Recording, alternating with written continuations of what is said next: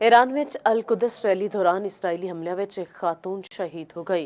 Israeli हमਲਿਆਂ ਦੇ ਬਾਵਜੂਦ ਤਹਿਰਾਨ ਸਮੇਤ ईरान ਦੇ ਮੁxtਲਿਫ ਸ਼ਹਿਰਾਂ ਵਿੱਚ ਲੱਖਾਂ ਅਫਰਾਦ ਯੌਮ ਕੁਦਸ ਰੈਲੀ ਵਿੱਚ ਸ਼ਰੀਕ ਹੋਏ। ईरान ਦੇ ਵਿੱਚ ਯੌਮ ਕੁਦਸ ਰੈਲੀ ਦੇ ਦੌਰਾਨ ਜ਼ੋਰਦਾਰ ਧਮਾਕੇ। ਤਹਿਰਾਨ ਦੇ ਫਰਦੋਸੀ ਸਕੁਆਇਰ ਵਿੱਚ ਧਮਾਕੇ ਦੇ ਨਾਲ ਇੱਕ ਖਾਤੂਨ ਸ਼ਹੀਦ। ਅਮਰੀਕਾ ਤੇ ਇਸਰਾਈਲ ਦੇ ਹਮਲਿਆਂ ਦੇ ਬਾਵਜੂਦ ਹਜ਼ਾਰਾਂ ਅਫਰਾਦ ਸੜਕਾਂ ਉੱਤੇ ਨਿਕਲ ਆਏ। ईरानी ਦਾਲ ਹੁਕੂਮਤ ਤਹਿਰਾਨ ਵਿੱਚ ਯੌਮ ਕੁਦਸ ਮਾਰਚ ਦੇ ਦੌਰਾਨ ਜ਼ੋਰਦਾਰ ਧਮਾਕੇ ਸੁਣੇ ਗਏ। ਸਰਕਾਰੀ ਮੀਡੀਆ ਦੇ ਮੁਤਾਬਕ ਫਰਦੋਸੀ ਸਕੁਆਇਰ ਦੇ ਕੋਲ ਇੱਕ ਵੱਡਾ ਧਮਾਕਾ ਹੋਇਆ, ਜਿਸ ਦੇ ਨਤੀਜੇ ਦੇ ਵਿੱਚ ਇੱਕ ਔਰਤ ਸ਼ਹੀਦ ਹੋ ਗਈ। ईरानी ਮੀਡੀਆ ਦਾ ਆਖਣਾ ਹੈ ਕਿ ਔਰਤ ਅਮਰੀਕੀ ਤੇ ਇਸਰਾਈਲੀ ਹਮਲਿਆਂ ਦੇ ਦੌਰਾਨ ਸ਼ੈਲ ਦੇ ਟੁਕੜਿਆਂ ਦੇ ਜ਼ਦ ਵਿੱਚ ਜਾ ਕੇ ਸ਼ਹੀਦ ਹੋਈ। ईरानी ਅਦਾਲਤੀ ਸਰਬਰਾਹ ਦੀ ਮੀਡੀਆ ਨਾਲ ਗੁਫ਼ਤਗੂ ਦੌਰਾਨ ਵੀ ਇਸ ਕੰਮ ਦੇ ਮੁਤਾਬਕ ਅਮਰੀਕਾ ਤੇ ਇਸਰਾਈਲ ਦੇ ਹਮਲਿਆਂ ਦੇ ਵਿੱਚ ਹੁਣ ਤੱਕ ਕਮ ਅਜ਼ ਕਮ 1400 ਤੋਂ ਵੱਧ ਅਫਰਾਦ ਸ਼ਹੀਦ, 18551 ਜ਼ਖਮੀ ਹੋ ਚੁੱਕੇ ਨੇ। ਇਸ ਦੇ ਬਾਵਜੂਦ ਹਜ਼ਾਰਾਂ ਅਫਰਾਦ ਤਹਿਰਾਨ ਸਮੇਤ ਮੁxtਲਿਫ ਸ਼ਹਿਰਾਂ ਦੇ ਵਿੱਚ ਯੌਮ ਕੁਦਸ ਰੈਲੀ ਵਿੱਚ ਸ਼ਰੀਕ ਹੋਏ। ਮਾਰਚ ਦੇ ਦੌਰਾਨ ਮੁਜ਼ਾਹਿਰੀਨ ਨੇ ਫਲਸਤੀਨ ਦੇ ਹੱਕ ਵਿੱਚ ਨਾਰੇ ਲਾਏ ਤੇ ਇਸਰਾਈਲ ਤੇ ਅਮਰੀਕਾ ਦੇ ਖਿਲਾਫ ਸ਼ਦੀਦ ਇਹਤਜਾਜ ਕੀਤਾ। ईरान ਦੇ ਸਦਰ ਮਸੂਦ ਪਜ਼ਕਸ਼ੀਆਨ, ਅਲੀ ਲਾਰਜਾਨੀ ਤੇ ਹੋਰ ਆਲਾ ਹੁਕਾਮ ਵੀ ਰੈਲੀ ਵਿੱਚ ਸ਼ਰੀਕ ਹੋਏ।